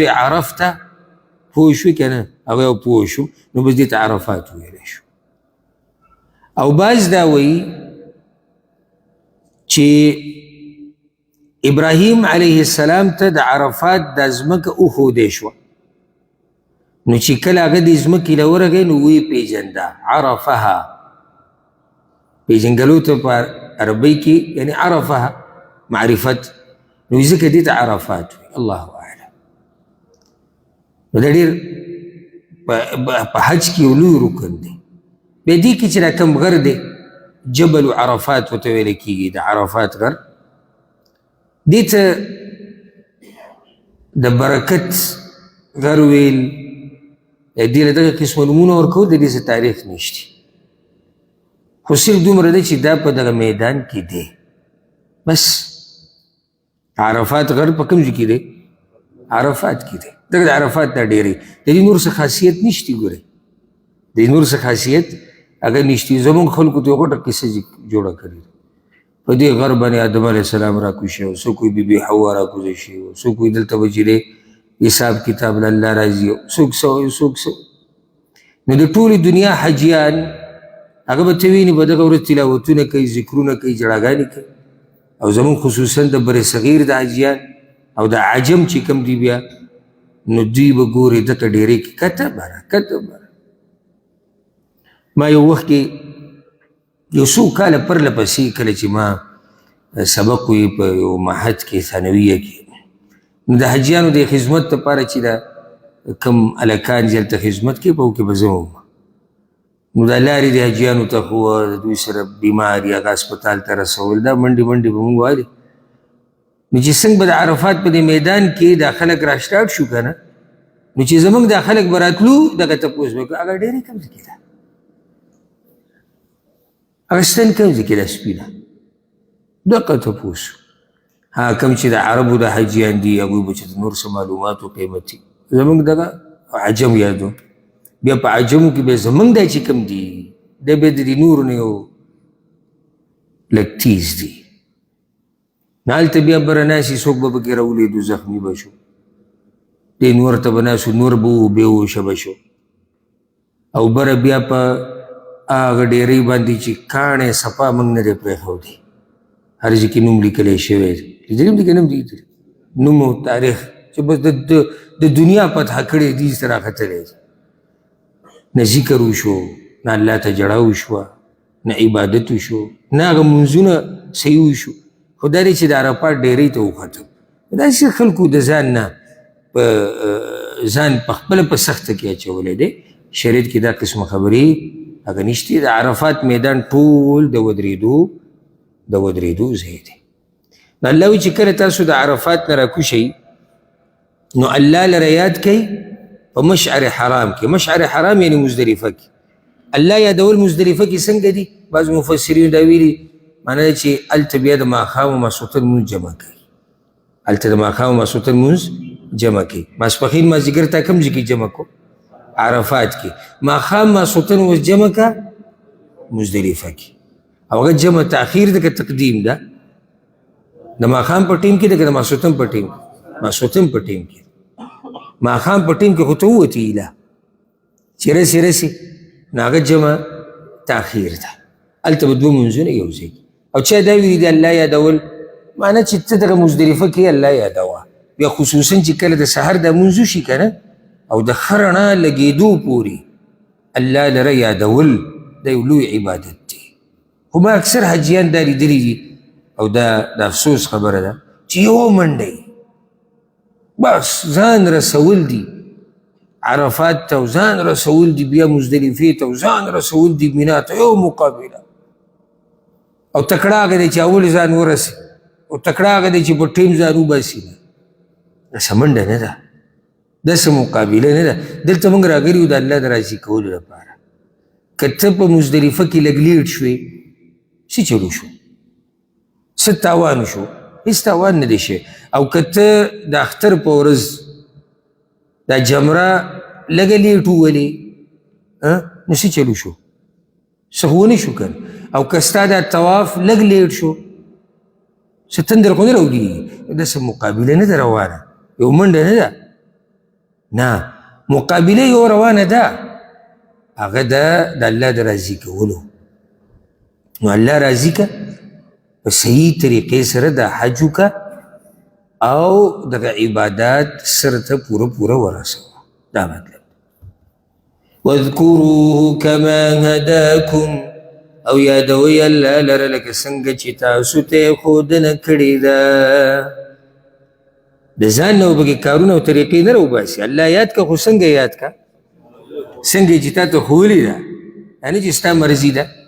وَإِن كُنتُم مِّن قَبْلِهِ لَمِنَ الضَّالِّينَ او یقینا وی تاسو مخکې د دې نه خامخا د ګمراهانو نه. ګوره وی الله داسې یاد کړي لکه څنګه چې تاسو ته ښودنه کړې ده. نو بیا درته احسان را یاد کو چې د دې ښودنې کولو نه مخکې تاسو ګمراهان وئ. تاسو نه پوهېدئ. ګمراهي یوازې دې ته نه وایي چې سړی په ګناه کې پروت وي. ضال په عربۍ کې بې لارې ته وایي چې لار ترې ورکه وي. لار ترې څه ورکه. رب العالمین چې موږ ته لاره نه وه ښولې نو موږ ته لار معلومه وه؟ نه وه معلومه. نو الله په منځ کې احسان را یاد کو دا چې تاسو دا حج وس کوئ او تاسو چې دا عمرې کوئ او تاسو چې دا ذکر او اذکار کوئ نو دا خو الله تاسو ته ښوري دي. یعنې د دې نه مخکې تاسو هېڅ هم نه پېژندو. ثم افیضوا من حیث افاض الناس. بیا ویم راکوزیږئ دا غځي نه چې راکوزیږي ټول خلک. عرفات بیا یاد کو. ولې؟ ځکه چې دې کې خصوصا رد کوي د قریشو په یو رواج باندې. قریشو به دا خبره کوله عرفات خو د حرم نه بهر دی که نه، د حرم په حدودو کې نه دی عرفات. دا مزدلفه د حرم په حدودو کې، مینا د حرم په حدودو کې، عرفات د حدودو نه بهر دی. او که چېرته موقره ته میلاو شوه او تکلیف درته نه و او وهم نه ضایع کېدو نو چې عمرې له لږ لاړ شئ لږ وګرځئ او دا ځایونه وینئ. ټیم به وي انشاءالله که نه نه به وي. لږ ټیم وباسئ خیر دی مصروفه دنیا نه. لږ فارغه وخت وګرځئ ځکه چې د حج په ورځو ګڼه ډېره وي اندازه سړي ته نه لګي. وګرځئ چې دا مینا کم طرف ته راځي، بیا په مینا پسې کم ځای راځي، بیا په هغې پسې کم ځای راځي او په دې مشاعرو کې کم ځای د حرم په حدودو کې دننه دی، کم د حرم د حدودو نه بهر دی. دا معلومات وکئ. موږ زموږ خلک که ډېر معلومات وکړي نو غار حرا ته به رخیږي. که یو سړی غار حرا ته ځي د چکر په نیت او دغه ځي د لیدو په نیت څه خبره نه ده اگر که عبادت نه دی خو د هغې نه اهمه دا ده چې دا د عباداتو سره تعلق ساتي نو لږ معلومات وکړئ چې کوم ځای په حرم په حدودو کې ده او کوم ځای نه دی عرفات د حرم د حدودو نه بهر دی نو قریشو به دا وي د مکې مشرکانو وایي زموږ دپاره په حج کې عرفات ته وته نشته وریځ کې چې موږ خاص خلک یو نو موږ څنګه د حرم د حدودو نه وځو هغوی به نه وځو او باقي چې به کوم خلک حج ته راتلو هغوی به عرفات ته تلو خو مکې مشرکان نه نو الله یو پر د عرفات تذکره وکړه وی د عرفات نه به بیا راشئ مزدلفې ته نو بیا راته وی بیا ویم چې د عرفات نه به راکوز شئ د هغه خلکو سره چې راکوزیږي یعنی د عامو خلکو سره به ټول خلک راځي دا پکې نشته چې دا قریش والا او دا بهر والا دی د هغوی په دې رواج یې رد کو نو ځکه دا خبره په دویم پیر وکړه ځکه یې ووایي من حیث افاض الناس د کوم ځای نه چې عام خلک راکوزیږي د هغوی سره به راځئ تاسو واستغفر الله بخنه غواړئ د الله نه ان الله غفور رحیم یقینا الله ډیر بخونکی مهربان دی دومره لوی عبادت دې وکړو نو بخنه د الله نه غواړه که څه کمې زیاتې شوي چې الله یې درته وبخي او دا طریقه ده شریعت کې داسې ډېر عبادت دي چې د هغې په ختمېدو کې د الله نه بخنه غوښتی کېږي یو مثال به مونځ دی چې کله موږ مونځ ختم کړو موږ استغفر الله وایو او الله رب العزت رسول صلی وسلم ته ویلي وو د مرګ نه یو څو ورځې مخکې سورة النصر الله را لېږلی اذا جاء نصر الله والفتح ورأيت الناس يدخلون في دين الله أفواجا فسبح بحمد ربك واستغفره انه كان توابا الله ته بخنه غواړه ځکه چې هغه یو لوی عبادت ختم شو او هغه د الله پیغام رسول دی مخلوق ته د لوی عبادت چې کله ختم شي بیا بخنه د الله نه غواړه که څه کمې زیاتې شوي او خبره شکي نه ده شوی به یي څوک د الله داسې بندګي کولی شي لکه څنګه چې د الله حق دی څوک داسې کولی شي او بیا چې له د یو سړي سره د علم کمی په څومره ځایونو کې به دی خطا شوی او بیا چې د تقوا کمی په څومره ځایونو کې به دی ښویدلی الله وایي بخنه غواړئ فاذا قضیتم مناسککم نو کله چې تاسو پوره کوئ کارونه د حج خپل مناسک دلته مراد دی د حج کارونه یعنی ټول حج هم پوره کو فاذکروا الله نو یادوی الله لرا کذکرکم آباءکم پشان دی یادولو ستاسو خپلو پلارانو لرا او اشد ذکرا یا د هغې نه په زیات یادولو سره عبدالله ابن عباس رضی الله عنهما او بعض نورو سلفونه دې باره کې آثار او اقوال نقل دي چې د مشرکانو دا طریقو پوخا چې کله به د حج د اخرنۍ ورځې وي کنده چې په ختمېدو به او خلک به په مینا کې نو دوی به د مسجد خیف په مینا کې چې کوم جومات دی دې ته نږدې دغه ځای کې به ولاړ د پلار نیکه قصې به یې کولې یو به وایي زما پلار به حاجیانو له دا ورکول او بل به وایي زمونږ هغه به دا کول او بل وایي زمونږ هغه به دا کول دا یقیني خبره د هغوی پلار نیکه به کول عربو کې سخاوت دا خبره یاده کړئ عربو کې سخاوت ډېر مشهور دی په نسبت د عجمو اوس هم که د عربو تاریخ وګورو عرب وینې که نه د بعضو ملګرو چې ته داسې کوڅه کې عربی نیم لیدلی که نه ځي راځي یو د دا مطلب چې ټول عرب چې دي زموږ سره خو خوا کې یو دی خو داسې نه دی لکه اوس موږ د پښتنو ښه صفت بیان کړو چې د پښتنو یو تاریخ او صفت دی چې دا میلمه دوست دي دي که نه دي نه زموږ خوا و شا کې چې اکثر د دوی باره کې دې څه خیال دی خو په روپۍ پسې ځان وژني نو اوس به څه وایو چې دا پښتنو تاریخ نه دی خو تا خو یو څو کسان لیدلي دي د هغې نه خو بیا نتیجه مه راوباسه که نه ته صحیح لاړ شه د پښتنو منځ کې بیا چې کوم دي پښتانه هغوی منځ کې پاتې شه، تا ته پته ولګي چې دا خبره صحیح ده که دا غلطه ده.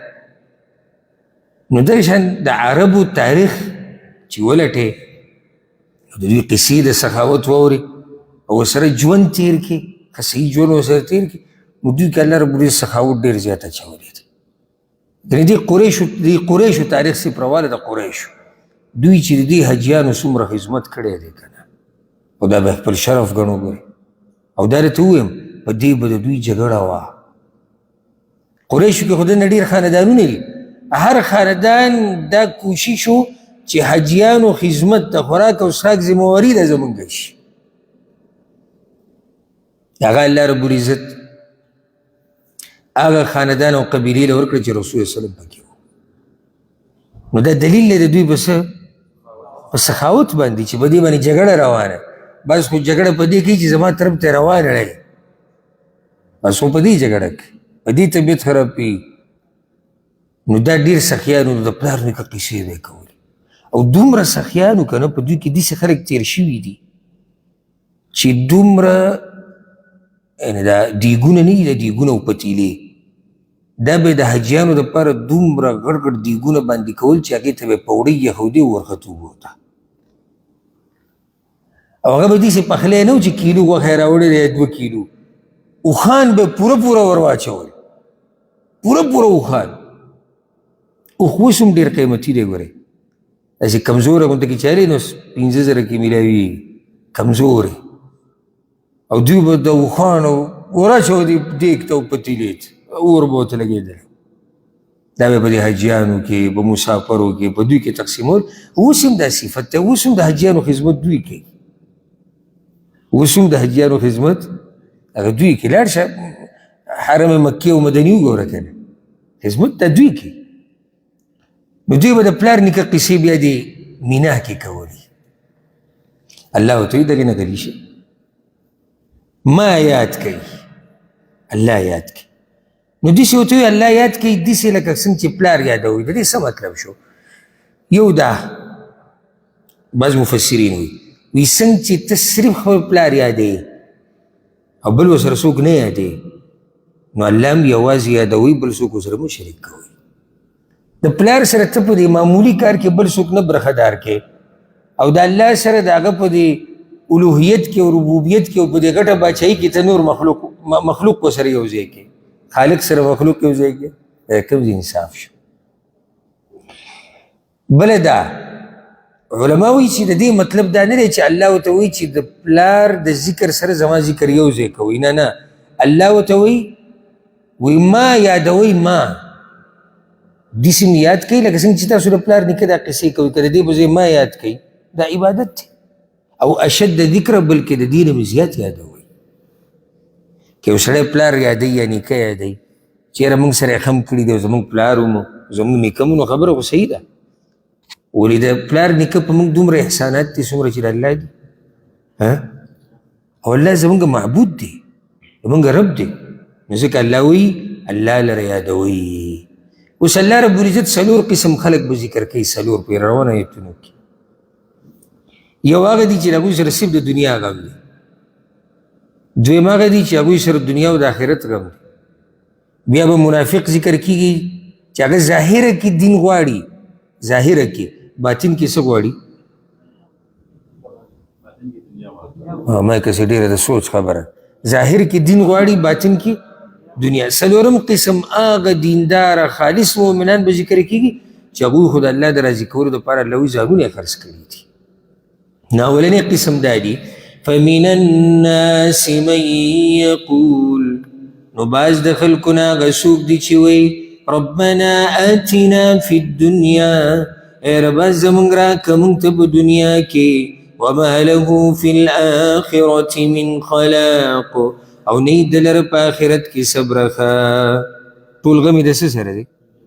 دنیا سره. یا الله بس دنیا، الله اکبر. آخرت کې هېڅ برخه نشته. ولې برخه نشته؟ د په خپل آخرت نه دی غوښتلی، نو الله خو په زور چل آخرت خو نه ورکوي.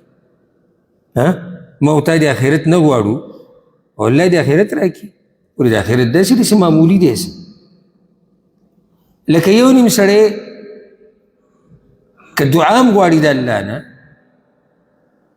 هغه نور اعمال او کارونه خو یې پرېږده که دعا هم غواړي هغه هم ټوله شروع کېږي په دنیا او ختمیږي په دنیا یا الله زموږ دا قرضې ختمې کړه د دې کښې عیب نشته خو ولې صرف دنیا یا الله قرضې ختمې یا الله زموږ د کور دا مسله یا الله زما دا بچې یا الله زما دا ښځه یا الله زما دا صحت یا الله بچې ښایسته ګاډي یا الله بچې ملک ته زر زر لاړه او یا الله چې داسې صرف دنیا بس دا خو شروع په دنیا او ختمه په دنیا نو د دې خلکو الله په آخرت کې صبر نشته دویم قسم خلک ومنهم من یقول او بعض د دوی نه هغه څوک دي چې وایي ربنا آتنا فی الدنیا حسنه ای ربه زموږ راکړې موږ ته په دنیا کې ښایسته ژوند وفي الآخرة حسنة او په آخرت کې ښایسته ژوند وقنا عذاب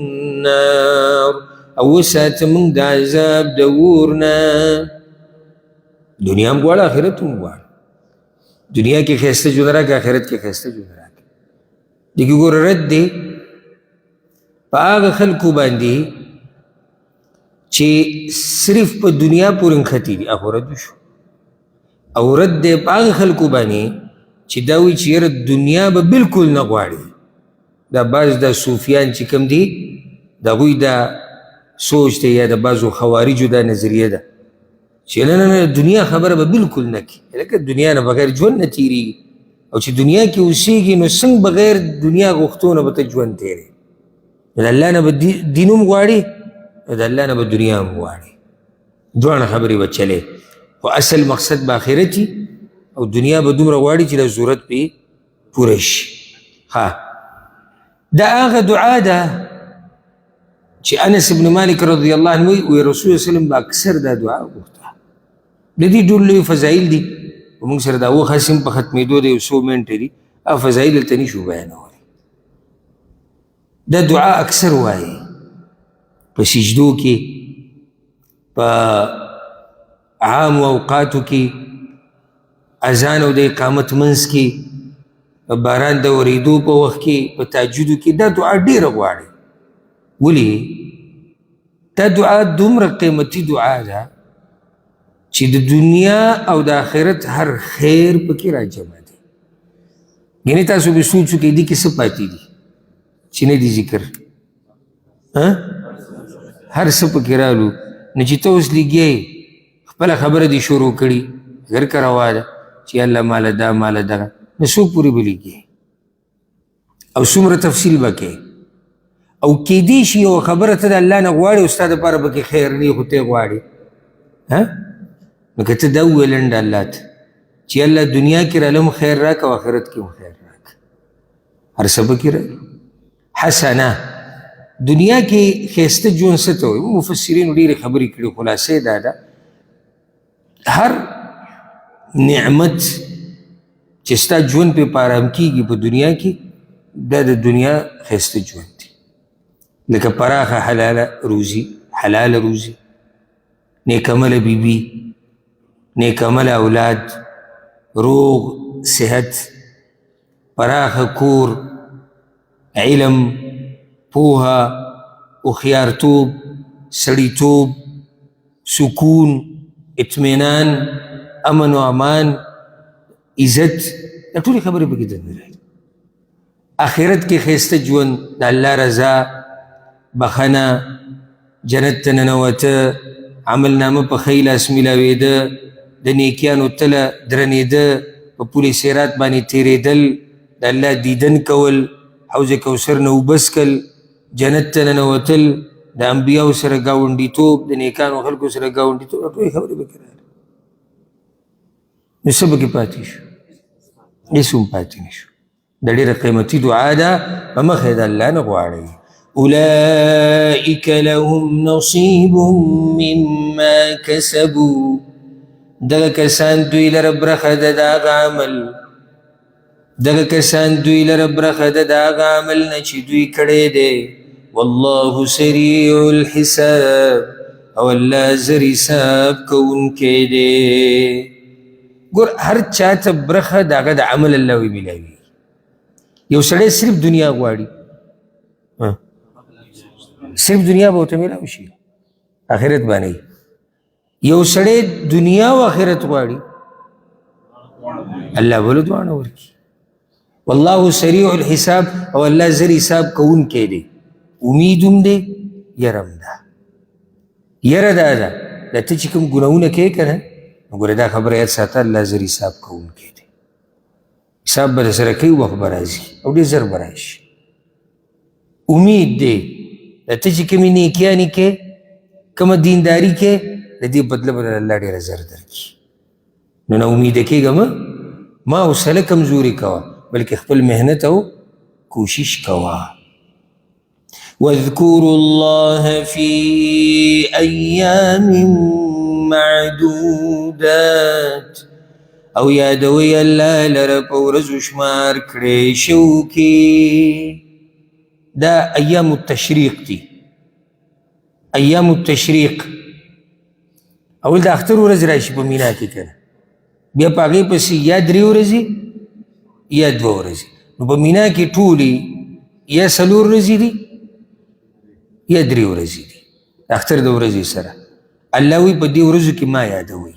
واذکروا الله فی ایام معدودات، د شمار ورځې دي. او رب العالمین چې کله داسې وي د شمار دي، نو دا لکه زمونږ هغه موږ راتیزوي په دې بندګۍ باندې چې څو ورځې دي چې تا دومره ځان ته ګرانه کړې ده. د شمار یو څو ورځې دي. ها ولې رب العزت خاص د دغه ورځو باس وکړو؟ وجه د هغې دا ده، د عرفات په ورځ سړی مصروف وي، بیا مزدلفې ته چې سړی ځي او شپه تېروي، بیا سهار وځي هم سړی مصروف وي.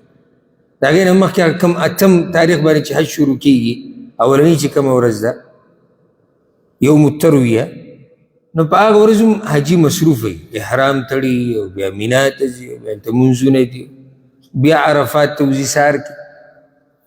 خو چې کله سړی د اختر په ورځ راشي، دغه ورځ هم ډېره مصروف وي او دی دا شیطان وولي او بیا قرباني وکړي او ویښته لرې کړي او طواف وکړي، نو بیا د 2 ورځې یا 3 ورځې په مینا کې پروتي سنۍ. ډېر عبادات خو نشتی که نه، نو کله سړی بیا چې عبادات ډېر نه نو دی به پالتو کارونو کې راولګي. ما بخپله لیدلي دي، اکثر پکې دا حاجیان چکرې وایي، د یو بل ملاقات ته ځي، پلانې هغه خیمه کې دی، بل وایي پلانې هغه خیمه کې دی، او ملګري پکې یو بل سره رابطه کوم ځای کې هغه وایي زه دلته، بس بیا دوی ناست ډډې لګولي ګپ شپ لګا د شمار یو څو ورځې دي، په دې کې تاسو ګپونه لګوئ. واذکروا الله، الله پکې یادوئ. حدیث کې راځي دغه ورځې د الله د یادولو دی او د خوراک څښاک دی. د خوراک څښاک ولې دي؟ قربانیانې حاجیانو کړي، قربانیانې حاجیانو کړي، نو هغه خو سمې ډېرې، نو خو ته پخپله ته هم خوړی شي. د حج دا قرباني چې ده د دې نه پخپله هم خوراک کولی شي. ولې؟ ځکه چې دا به طور د شکرانې ده. دا مسله مخکې ذکر کړی و. د کوم یو نه به نه خورې؟ چې کومه جرمانۍ کې څوک دغه شي نه خوراک نشي کولی، نو دم چې په سړي واوړي او څاروی حلال کړي، نو یو خو دې کار غلط کړی دی، بیا جرمانه ورکړي او بیا جرمانې ته هم پخپله نښته لګي، نو هغه به صرف د مکې په غریبانانو کې تقسیم. هر چې دا قرباني ده نو د دې نه پخپله مه خوره. الله وی نورو مسلمانانو ته هم ورکړه، غریبانانو له پکې هم برخه ورکړه. د خوراک څښاک ورځې دي، نو خوراک څښاک پکې هم کوه، بل کار څه کوه؟ الله پکې یادوه. واذکروا الله فی ایام معدودات فمن تعجل فی یومین، بچا چې تادي وکړه په 2 ورځو کې، فلا اثم علیه، نو ګناه نشته په هغه باندې. تادي وکړه څنګه؟ یعنې تادي وکړه په وتو کې، 11مه ورځ یې تېره کړه او 12مه. خدای دې ساتئ چې څوک په 12مه باندې وته غواړي که نه، نو د نور د ډوبېدو نه مخکې به وځي. ولې؟ ځکه که نور ډوب شي نو دا شپه بیا د 14مې شروع شوه. الا دا نن سبا ګڼه ډېره زیاته شوې ده، که یو سړی ګڼه کې ونښلي، ګاډي لار ورته بند دی، نو دغه عذر دی. خو چې څه عذر نه پېښ نه شي نو ته به د نور د ډوبېدو نه مخکې د مینا نه وځې. الله وایي که 2 ورځې چا تېرې کړي نو څه ګناه پې نشته. ومن تأخر او څوک چې وروستو شو 3 ورځې ته فلا اثم علیه نو نشتي ګناه په ده باندې. دواړو دا کار روا دی، یو باندې هم ګناه نشته. څه مطلب دی ګناه نشته؟ یعنی یو هم د شریعت خلاف ورزي نه ده کړې، ځکه چې ګناه د شریعت په خلاف کولو باندې ملاویږي او دې که خو یو هم د شریعت خلاف نه دی کړی. دا 2 ورځې چې تېرې کړي صحیح ده، دا چې 3 تېرې کړي هم صحیح ده. لمن اتقا د پاره د هغه چا چې یریږي د الله نه. دا لیټ کېده ښه دي خو د چا دپاره چې له الله نه یریږي. دې څه مطلب شو؟ بارک الله فیک. یو سړی 3 ته پاتې کېږي خو چې تقوا پکې دغه ورځ په عباداتو کې تېروي، داسې نه چې هسې پاتې شي او بیا د چکرې مکرې وي او د ګناه کارونه کوي، نو د ده په دې لیټ کېدو کې څه خیر و؟ هغه په ګناه کې لګیا دی. نو که یو سړی الله وي تقوادار دی، پرهیزګار دی او نیکیانې ډېروي، اجرونه ډېروي، نو 3 ورځې ته دې پاتې شي. نو دا اگر که د دې د وضاحت یا دې کې مفسرینو ډېر اقوال دي، خو در یو پکې واضحه دی او باقي چې کوم اقوال دي هغې سره به تفصیل بیا ډېر زیات شي. واتقوا الله ویریږئ د الله نه واعلموا انکم الیه تحشرون او پوه شئ چې یقینا تاسو به خاص دغه الله ته ورجمع کېږئ. د حج احکام الله په دې وصیت ختم کړو. واتقوا الله، حجي ته الله وایي حج خو دې ختم کو، خو د الله نه به یریږي هر وخت. دا یره صرف د حج پورې نه وګورئ، بله دا اوس ته د حج نه واپس شوې که نه. ما تاسو سره ساعت مخکې وي چې رب العالمین ناشنا نصیحتونه پکې منځ کې دی مؤمنانو ته وکړي. و ته سامان وتړو او خوشحاله او دا مزي او خنداګانې او مبارک شو سړی ګوره سخت خوشحاله ستړی شوی که نه، نو د دې واپسۍ دې ورځې ته سړی سخت خوشحاله. کله سړی جاز ته وخیږي یا موټر ته وخیږي نو سخت بس سړی جو زر زر کور ته ورسېد ستړی شوی. الله رب العزت وایي ته خو واپس روان یې، خو یو ورځ به الله ته هم واپس کېږي. هغه د نه یېره نه شي. څنګه په موقع باندې قیمتي نصیحت. حاجي صاحب ته خو واپس روان یې، یو لویه واپسي به ستا الله ته هم کېږي. هغه ورځ علم ځان تیار ساته. بله دا نصیحت په دې چې حج کوونکیا تا خو حج وکړو، خبره په دې ځای ختمه نه شوه. دا توخه د تقوا الله ویلو که نه اولني ایتونو کې چې ځان سره کومه توخه راوړه د تقوا، دا توخه ځان سره د ټول ژوند کا. واتقوا الله، داسې نه چې ته د بعضو هغه د تقوا هغه توخه کوم ځای کې پاتې کېږي، هلته په مینا کې پاتې شوه یا په الوداعي رخصتي طواف کې په حرم کې پاتې شو. نه الله وایي توخه ځان سره اوس واپس ویسه. دا توخه به ستا په هر ځای کې په کار راشي. نو د بعضو خلکو د حج ته به حیران شي چې کله حج ختم کړي که نه او راورسي نو اول خو به د نایي په دکان باندې ورشي، دې چې حجامت غټ شوی چې دا لري کي، نو بیا نشې تماشې او بیا پروګرامونه، بیا چې دی سود بیا دوکې دړاکې، بیا پردي ځمکې نیوه، بیا پردي حقونه به خوري، بیا هونه حج کوي. حج ابه کوي. مخکې ورځو کې ماته یو کس ناشنا قصه وکړه، دومره زه حیران شوی وم که نه. د یو کس خبرې راته وکړه او علاقې راته دغه وښود چې دې علاقه کې دغه سړی لوی بدماش دی، لوی بدماش او بې شماره خلک د وجلي دي او څوک ورسره یعنې داسې طاقتور ورسره دغه علاقه کې نشي چې ده سره مقابله وکړي. خو ما ته یې دا ووایي او دا قصه ما ته ملک کې کوله، وایي عجیبه دا ده چې دې که حج لزی راځي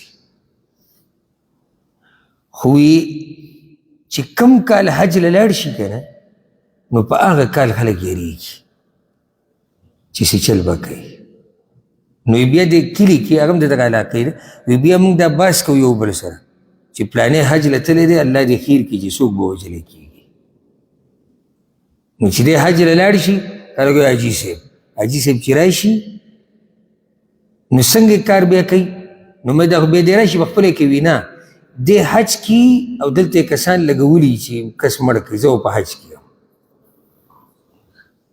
حاجي صاحب خو نشته حاجي صاحب خو عرفات په میدان کې دی حاجي صاحب خو مینا کې دی حاجي صاحب تللی دی شیطان ولي حاجي صاحب شیطان ولي او دلته خپل کسان لګولی دي چې ته به پلانې او پلانې مړ کړي نو هغه وی دا حاجي صاحب چې کله د کلي نه وځي موږ یېرېږو چې دی حج له ځي نو موږ یېرېږو الله دې خیر کړي چې دې پر لبه نمبر د چای دا څه حج شو دا کم حج دی الله وی واتقوا الله ویریږئ د الله نه او په دې خبره ځان پوه کړه چې ګوره الله ته به واپس کېږي الله رب العزت دې په هغه ورځ په موږ باندې خپل خاص رحم وکړي په کوم ورځ چې به هغه ته واپس کېږو او الله دې په موږ کې تقوا راولي او کوم حجونه او عمرې چې موږ کړي دي الله دې زموږ نه قبولې کړي او پر روان ژوند کې دې الله موږ له د نورو حجونو او د عمرو توفیق راکړي سبا به انشاءالله د 204 نمبر آیت نه شروع کوو خو ما دا خبره تاسو ته وکړه چې الله 4 قسمه خلک ذکر کوي 2 پکې ذکر شو 2 به انشاءالله سبا بیانېږي هذا والله اعلم وصلى الله وسلم على نبينا محمد